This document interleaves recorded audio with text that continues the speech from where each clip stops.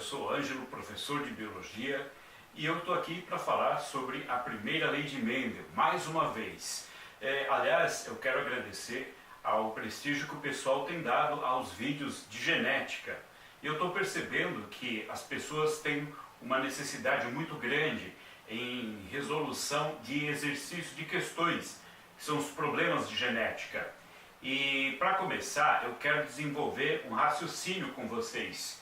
Em seguida, eu pretendo já realizar algum exercício, tá bom? Em primeiro lugar, eu quero que vocês saibam que o problema todo da genética, no bom sentido da palavra, é que a genética ela estuda a transmissão das características hereditárias.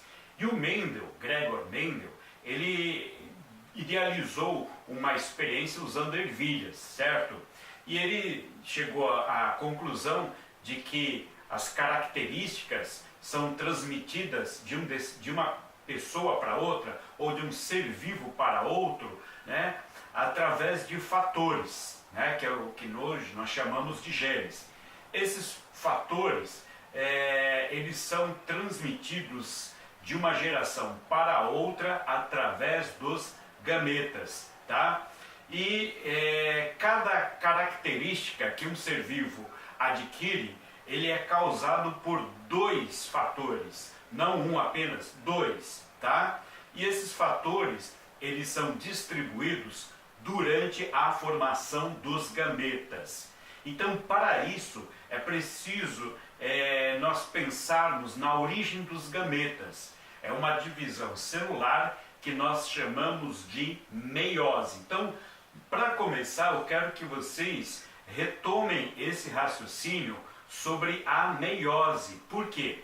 Nesse fenômeno de meiose, é necessário que você entenda que ocorrem algumas trocas de pedaços de cromossomos, tá? O Mendel não pensava em nada disso. A ideia dele era muito prática, mas hoje, como nós sabemos onde ficam os genes, nós sabemos o que são cromossomos, então aí sim nós podemos dar uma explicação completa a respeito dos fenômenos. Então, o que eu ia dizer é que o seguinte, os fatores, tá? Eles podem sofrer pequenas alterações. Essas alterações ocorrem durante o processo de meiose. Então, vamos entender esse esquema que tem aqui. Olha só, aqui é uma divisão celular. No caso, uma meiose. Ela está formando 4 células, tá? São 4 gametas. Podem ser óvulos, podem ser espermatozoides, ou podem ser gametas de outros seres vivos, por exemplo, vegetais, de algas, enfim. Falou em gameta, é meiose, tá? A meiose serve para formar gametas. Então, observem bem o seguinte, tudo começa com uma célula que está aqui inicial, e essa célula, ela tem aqui representado um cromossomo vermelhinho e um cromossomo azulzinho bem pálido. Pode ser que aí no vídeo você esteja vendo até branco, tá? Então é o vermelhinho e o claro, tá bom? Tá. Então dentro desses cromossomos existem os genes. Antes de fazer qualquer divisão celular, o que acontece? Todo o material genético da célula sofre uma duplicação, tá? Ou seja, vira o dobro. É o que aconteceu aqui, ó.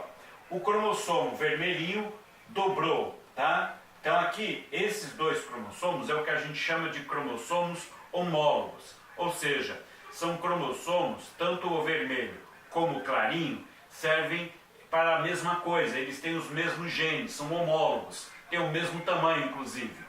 Acontece que, antes da duplicação, o que vai acontecer? Eles vão duplicar. Cada um deles vai fazer uma cópia de si mesmo. É o que aconteceu aqui. Por isso que a gente vê aquela figurinha em forma de H ou em forma de X, como queiram. Esse aqui vermelhinho e esse aqui clarinho, tá? Duplicou, tá? Antes de fazer a primeira divisão. Aí entra aquele processo todo de fazer a divisão, que é a formação das fibras de fuso, tá? O alinhamento dos cromossomos, ok? Então esses cromossomos são homólogos, ok? Porém, durante uma das fases da meiose, eles se aproximam muito quando estão aqui no meio, né? No processo de metáfase, né? E aí o que acontece? Existe o possível toque entre eles, o atrito, a colisão entre eles, que é o que acontece nessa fase. Então, quando os cromossomos se tocam, pode acontecer a quebra acidental de partes deles. E quando os cromossomos se quebram, eles acabam se rejuntando, ou seja, eles se colam novamente. Porém, quando eles se colam novamente, eles podem não colar o mesmo pedaço original deles. Pode acontecer uma troca, tá? Que o pessoal chama de crossover, né? Ou permutação gênica. É o que aconteceu aqui, ó, tá? Então, o que acontece? Eles passaram a ficar juntinhos, se tocaram, quebraram, trocaram pedaços e depois apareceu a primeira divisão, que é a divisão, né, dos cromossomos homólogos.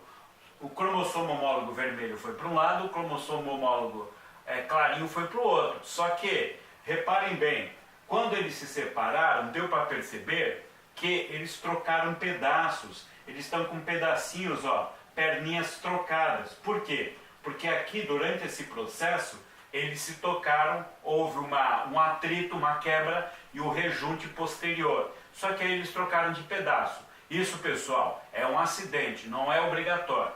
E geralmente acontece nos cromossomos maiores, tá?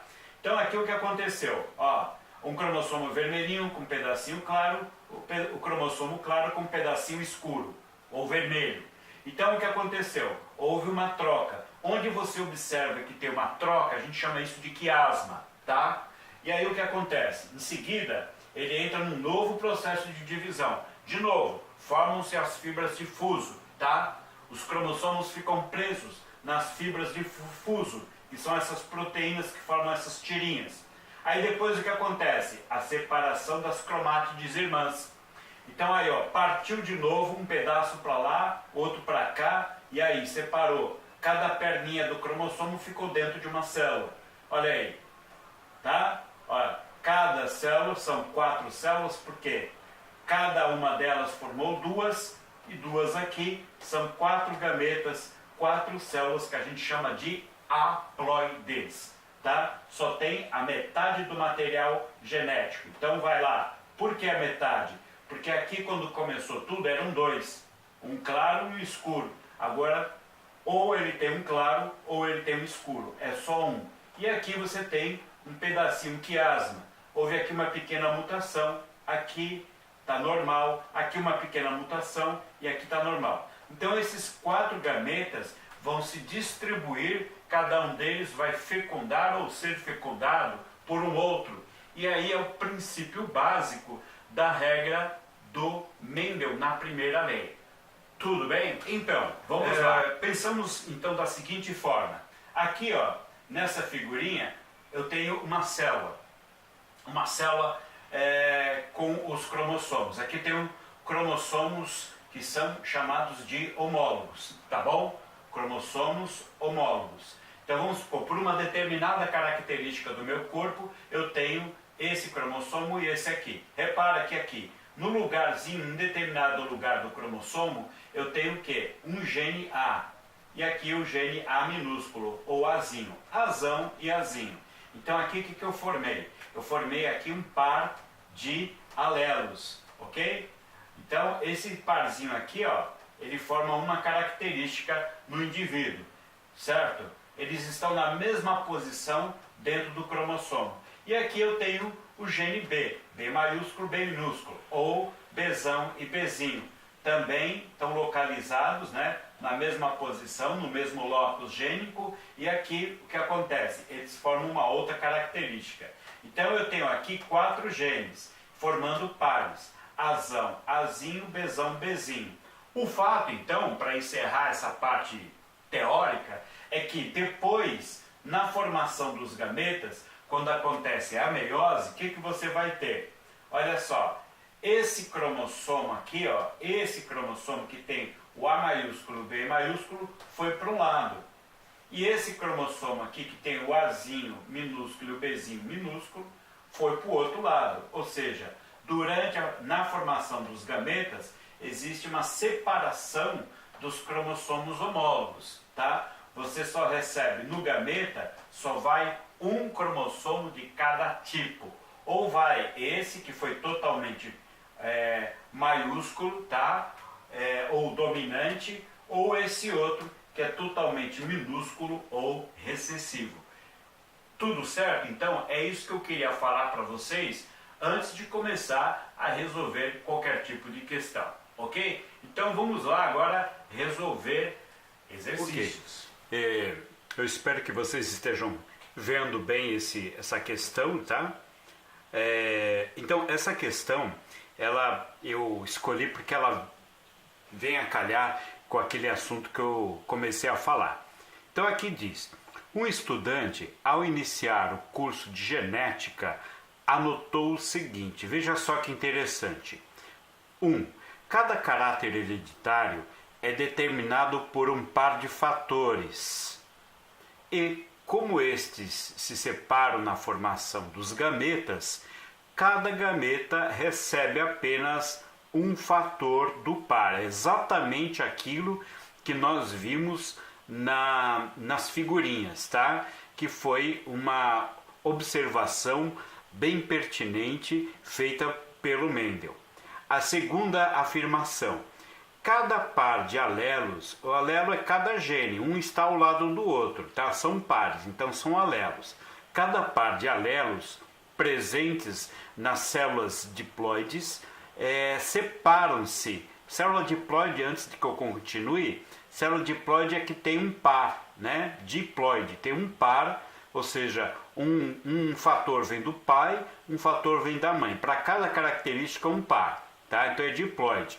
Separa-se na meiose, tá? Ou seja, meiose é quando forma gameta. De modo que cada célula haploide, ou seja, o gameta ele tem a metade do material genético, portanto, não é diploide, é haploide, só recebe um alelo do par, exatamente. Como nós mostramos na figura, a separação de gametas, né? A formação de gametas, a separação dos cromossomos, ok? Então, cada gameta recebe apenas um cromossomo de cada par. Portanto, torna-se haploide. Olha que interessante essa definição. Agora aqui o 3, olha, antes da divisão celular se iniciar, cada molécula de DNA se duplica, foi o que nós vimos também no desenho. E, na mitose, as duas moléculas resultantes se separam, indo para células diferentes. O único problema aqui, né, o que está errado aqui, é que o processo de formação de gametas não é mitose, é meiose. Então, essa palavrinha aqui deveria ser outra, deveria ser aqui meiose, tá? Então, essa aqui não está certa por conta dessa palavrinha aqui que é meiose. Bom, tirando isso, as outras são plenamente satisfatórias. Inclusive essa, só você substituir por meiose, que também vale a pena. Tá? Então a questão ela tem a 1 e a 2 como corretas. A primeira lei de Mendel está, né, expressa em 1 e 2. Alternativa C, 1 e 2 somente. Tudo bem? Então essa é uma questão que vem a calhar para exemplificar aquilo que nós estávamos falando. Tá? Muito bem, agora vamos na questão 2.